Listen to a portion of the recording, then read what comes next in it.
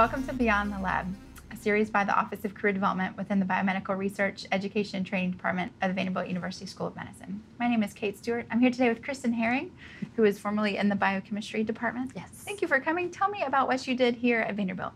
Sure. I did my graduate work in the laboratory of Richard Caprioli in the mass spectrometry laboratory. My thesis was looking at drug-induced markers of kidney toxicity. So I was looking at antibiotics in particular and using imaging, mass spectrometry, and proteomics to identify those protein markers of disease. Okay, so what did you do after that? I pretty much realized early on that laboratory work was not for me. Okay. So basically, I think maybe the first couple weeks I was here, Kim Petrie in the Brett office had a symposium about the Presidential Management Fellows Program. I attended that my very first year and decided that's what I'm going to do. And so I was fortunate enough that I was selected as a finalist and I matched with the Defense Threat Reduction Agency. So in essence, I kind of did a postdoc within the government doing program management. Yeah. So I was at DTRA as a PMF for 2 years, and I converted into a full-time position and ended up staying there 6 years. Okay. After DTRA, I went to the United States Secret Service and worked there for a year and a half as a laboratory manager. Great experience, but was not the job for me, wasn't really the fit for me. Okay. And then after that, I transitioned to the Biomedical Research and Development Authority, BARDA, which is where I'm at now, and I've been for, I guess, almost 2 years. Okay, so tell me, we'll go back to what you do now, but tell me more about that Presidential Management Fellowship. I mean, what was that like? I mean, you said it was 2 years plus and it stayed on, so tell me about that. So it really was a program that was started to attract people that wouldn't normally think about government work into the government, right? Because there's all types of careers within the government that I never even thought about. I never knew that scientists could do anything other than basic laboratory work. So the PMF program allows you basically to fast track your career. So they recognize the potential that PhDs in science in particular have. So there's a rigorous selection process. I think the year that I did it, I was the very first Brett scientist from Vanderbilt to become a finalist. So there's a Vanderbilt selection process and then a regional process, and then you're named a finalist. However, even though you're named a finalist, you're not necessarily guaranteed a job.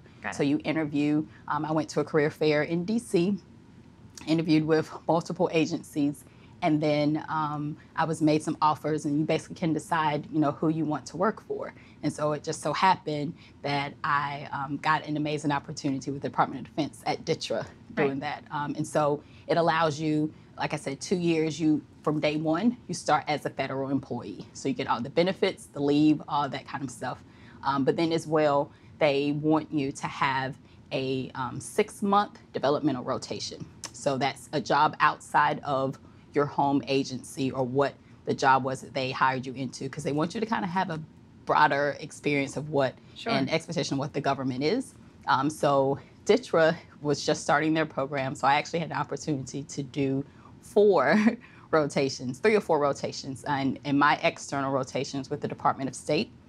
So I got an opportunity to, see what true policy work was like in working on nuclear nonproliferation activities. So it was a great experience. You have a requirement for 80 hours of training, which, it's phenomenal because as you're starting as a government employee, there's so many things you want to learn. And basically you're kind of given a free pass to say, hey, you have to take time off from your job to do this training. And because the name, the Presidential Management Fellows Program, the name itself has such weight, when you start day one, people expect things of you and they give you opportunities that maybe other people don't have the opportunity to get. And then, like I said, you basically fast track your career. You don't have to go through USA Jobs, which is a major hurdle that a lot of people complain about. And they usually hire you, the lowest they can hire you at is a GS9. But at the end of 2 years, you had the potential to go up to a 13, which is kind of unheard of in the government over 2 years to basically have that kind of progression. So it was a great program. I definitely recommend it. Okay, great. Okay, so Secret Service. Yes. Tell me about the Secret Service. Yeah, so after I'd been at Ditcher, I guess for about 5 years or so, I kind of felt like, I've done a lot here, I've learned a lot. While at Ditcher, I was managing early research projects. And so I really wanted to see the other end, something where, the end users were involved.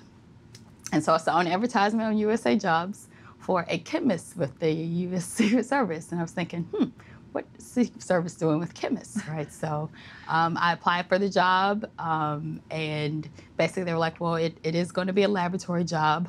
We're not going to tell you exactly what we do there, but it will be, utilizing many of the skills that I used here at Vanderbilt, so mass spectrometry, that kind of thing. And like I said, it was a great experience. It was a true laboratory job, though, in screening for threats for the White House. Gotcha. So it was great to be able to have access to the White House, Yeah. walk over whenever I wanted. That was pretty cool. And just to interact with the Secret Service agents, like these are people that put their lives on the line every day and, kind of do some of their same training. So yeah, it was a great experience. So tell me about what you do now. So now I'm still in program management, Okay. And I manage portfolio looking to develop medical countermeasures against chemical warfare agents. So if there ever were an attack here on the homeland, I am tasked with funding projects that will develop vaccines, therapeutics against nerve agents, cyanide, chlorine, sulfur mustard, pretty bad stuff like that. So it's lots of meetings. Managing the project itself, it's site visits, making sure that the contractors are actually making progress, helping them troubleshoot. And it's not a job that I do by myself. We have a phenomenal team of subject matter experts, because I've never had pharmaceutical development experience, but other people on the team have. So I can tap into their expertise and ask them specific questions about PK or animal model development. It's definitely looking at budget, right? We have to be good stewards of the taxpayer dollars. So there's some business skills that come into play there. Mm-hmm. It's interacting with the FDA because all these countermeasures have to be FDA approved. It's interacting with CDC because after we develop the drug and we get it licensed and approved, then CDC has to stockpile it. So if ever there was an attack, it would be available. So it's lots of different things at once, and I don't think any one day is exactly the same. So how is this a good fit for you personally with your skill set and your interests? Yeah, so as I mentioned before, I realized pretty early on that laboratory work was not really what I wanted to do. I wanted more interaction with people. Mm-hmm. I wanted to be involved in the big picture, and more importantly, I wanted to feel like I was doing something of service. And so this job is definitely that. We are a preparedness organization, and so to know that the work that I'm funding, that I'm working to develop, could one day save someone's life if there were a possible attack, like it gives great satisfaction. And as I said, in meetings most of the day, so I have lots of interaction with people. I do have a sense of independence. The fact that, I am the manager for these projects, we convene panels to review the projects, but if there really is a need that I feel is met, and if I can convey that to leadership, then the fact that they had the confidence in me to say, okay, we'll invest in this, like that's very fulfilling. Okay. So if a current graduate student or postdoc is interested in your job, pursuing a job just like you, what would you tell them that they need to either pursue now, or sort of what they're looking for when they're pursuing the job on the job market? I would definitely tell them to get involved in whatever local policy things are going on. Lots of extracurricular activities to kind of set yourself apart from just being a laboratory scientist.